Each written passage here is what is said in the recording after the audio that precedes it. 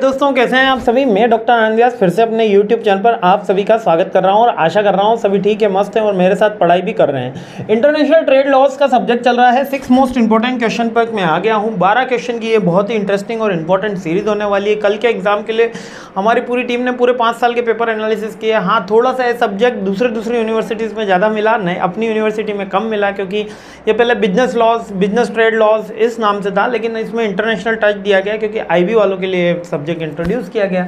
तो इसके अंदर जो क्वेश्चंस बन रहे हैं वो इंटरनेशनल लॉस के अकॉर्डिंग ज़्यादा बन रहे हैं। डोमेस्टिक लॉ को इसमें थोड़ा सा नेगलेक्ट किया गया है। लेकिन ये वाला जो क्वेश्चन है बड़ा इंटरेस्टिंग क्वेश्चन है, जरा देखते हैं। ये क्वेश्चन ये कह रहा है कि ट्रांजैक्शनल कॉमर्शियल लॉ। अब ट्रांजैक्शनल कॉमर्शियल लॉ क्या होता है?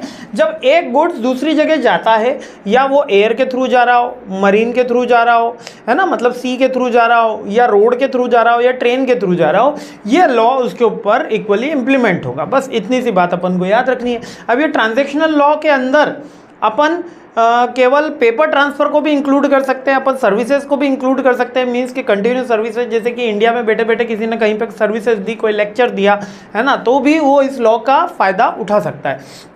अब transaction law is the body of govern that the international commercial transaction it complex and evolving field of the draw of variety of the sources including international convention, national laws and commercial customs. यानी कि ये law बहुत सारे complex decision को लेके बना होता है। क्यों? क्योंकि इसमें इसको नेशनल रूल्स एंड रेगुलेशन का ध्यान रखना है, इंटरनेशनल कस्टम्स का ध्यान रखना है, नेशनल कस्टम्स का ध्यान रखना है, और ये लॉ जो है उसके इंडिपेंडेंट जो रूल्स है उनका भी ध्यान रखना है। ठीक है। इट नैरो सेंस, अगर इसको छोटे से में बात करा जाए, transaction commercial laws is the body to govern the international commercial transaction. अब ये केवल कॉमर्शियल ट्रांजैक्शन को गवर्न करता है। जैसे कि आप, मैं कहीं पे घूमने के लिए गया, है ना, कहीं एक देश से दूसरे देश अपन घूमने के लिए गए, तो ये वाला लॉ वहाँ पे एप्लीकेबल नहीं होगा। केवल कॉमर्शियल ट्रांजैक्शन यानी गुड्स पर्पज से ही बात हो रही है ना। Single international convention, for example the United national. ठीक है। अब border sense, of the border sense क्या है? ज्योग्राफिकल जो डोमेस्टिक बाउंड्रीज है उसी को ही बॉर्डर सेंस माना गया है। इसमें स्कोप कहाँ पर है? स्कोप अगर इस लॉ की बात करें तो ये पूरे WTO के सारे मेंबर्स पे एप्लीकेबल होता है। The formation of the contract, जहां पर ये कॉन्ट्रैक्ट फॉर्म हो रहा है, मंस के दो पार्टी बीच में मिलकर कॉन्ट्रैक्ट फॉर्म कर रही कि हम आपको गुड सप्लाई करेंगे, आप हमको पेमेंट करेंगे, वहां से ये कॉन्ट्रैक्ट, इसका लॉ का स्टार्टिंग हो जाती है। परफॉर्मेंस कहाँ पे होगा? परफॉर्मेंस तो दोनों पार्टी अपने अपने बीच में कर रही हैं, लेकिन ये परफॉर्मेंस ऑफ द कॉन्ट्रैक्ट का मतलब है कि जैसे कि एक जगह दूसरी जगह गुड्स प्रोवाइड कराना और गुड्स के अकॉर्डिंग यहाँ पर अमाउंट सेंड करना। अब फॉर्मेशन ऑफ कॉन्ट्रैक्ट और परफॉर्मेंस ऑफ कॉन्ट्रैक्ट दोनों बातें अलग अलग होती है। फॉर्मेशन यहाँ पे हो और परफॉर्मेंस कहीं और पे भी हो सकता है। जैसे कि फ्लिपकार्ट से आपने ऑर्डर दिया तो घर बैठे आपने फॉर्मेट किया, ठीक है, फॉर्मेशन ऑफ द कॉन्ट्रैक्ट किया कि जब भी यहाँ पे आपका डिलीवरी बॉय आएगा आप उसको एक सर्टेन काइंड ऑफ अमाउंट दोगे। तो परफॉर्मेंस कहाँ पे हो रही है? आपके घर पे हो रही है या आपने जहाँ पे कोई एड्रेस दिया है वो। अगर आप थर्ड जगह से भी कॉन्ट्रैक्ट जहाँ से भी आप ऑनलाइन प्लेस कर रहे हो, वो फॉर्मेशन की जगह और परफॉर्मेंस की जगह जहाँ पर वो ऑर्डर एग्जीक्यूट होता है। इसमें भी ऑनरशिप को ट्रांसफ़र किया जाता है।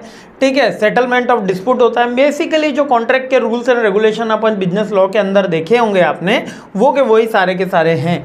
ठीक है। इसके कुछ सोर्सेज है, मीन्स ये जो TCL बना है इसके सोर्सेज हैं इंटरनेशनल कन्वेंशंस। इंटरनेशनल कन्वेंशंस का मतलब कि जो कह सकते हो कि कॉन्फ्रेंसेज हो गई या कोई मीटिंग्स हो गई, वहाँ पर ये लॉ बनाया जाता है, इंटरनेशनल कॉमर्शियल लॉ। और इसके अलावा जो नेशनल लॉज होते हैं, जो कस्टम्स होते हैं, उनका भी इसमें सोर्स लिया जाता है। तो पहले इंटरनेशनल कन्वेंशंस में लिया जाता है।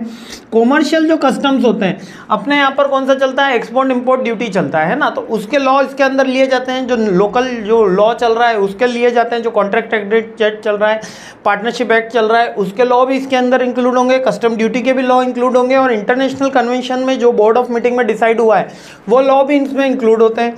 इसलिए ये थोड़ा सा कॉम्प्लेक्स बन जाता है। इसके मेन अपन को 3 पॉइंट याद रखने हैं कि इंटरनेशनल कन्वेंशन के जो लॉज होते हैं ये इसके अंदर इंक्लूड होते हैं। इसके अलावा बेसिक नेशनल लॉज जो होते हैं वो भी इसके अंदर इंक्लूड होते हैं। और इसके अलावा जो कस्टम ड्यूटीज़ के लॉज होते हैं, कस्टम ड्यूटीज़ के कॉमर्शियल जो लॉज होते हैं वो भी इसके अंदर इंक्लूड होते हैं। और इन तीनों को मिलकर आपका ट्रांजैक्शनल कॉमर्शियल लॉ बनता है, और ये केवल कॉमर्शियल ट्रांजैक्शन पे ही एप्लीकेबल होता है। और इसके अंदर परफॉर्मेंस ऑफ द कॉन्ट्रैक्ट या प्रिपरेशन ऑफ द कॉन्ट्रैक्ट या एग्जीक्यूशन ऑफ द कॉन्ट्रैक्ट जहाँ पर प्लेस हुआ है वहाँ पे माना जाएगा, और प्रिपरेशन जहाँ से ऑर्डर बनाया जाता है, जहाँ पर मीटिंग्स हुई हैं, जहाँ पर वो दोनों पार्टी एग्री हुई हैं, उस जगह को फॉर्मेशन बोला जाएगा। क्लियर हो गया। यही 4-5 पॉइंट है। एक आर्टिकल इसमें सीधे सीधे आता है, explain the transactional commercial laws in short. इसके कोई मेरिट, डीमेरिट, एडवांटेज, डिसएडवांटेज नहीं है, बेसिक प्रिंसिपल्स इसके पूछेंगे तब भी यही डिटेल है, आउटकम पूछेंगे तब भी यही डिटेल है, ओवरव्यू पूछेंगे तब भी यही डिटेल है। 3-4 क्वेश्चन की एक ही डिटेल है। अगर ट्रांजैक्शनल कॉमर्शियल लॉ आ गया उसका स्कोप ही अधिकतर आता है और मैंने एक्सप्लेन कर दिया। ठीक है, मस्त है, खुश रहिए। नेक्स्ट क्वेश्चन पे हमला बोलते हैं। लॉ है इसलिए इसमें एक्सप्लेनेशन कम और थ्योरी ज़्यादा है। ठीक है, चलिए नेक्स्ट क्वेश्चन में मिलते हैं। जय हिंद।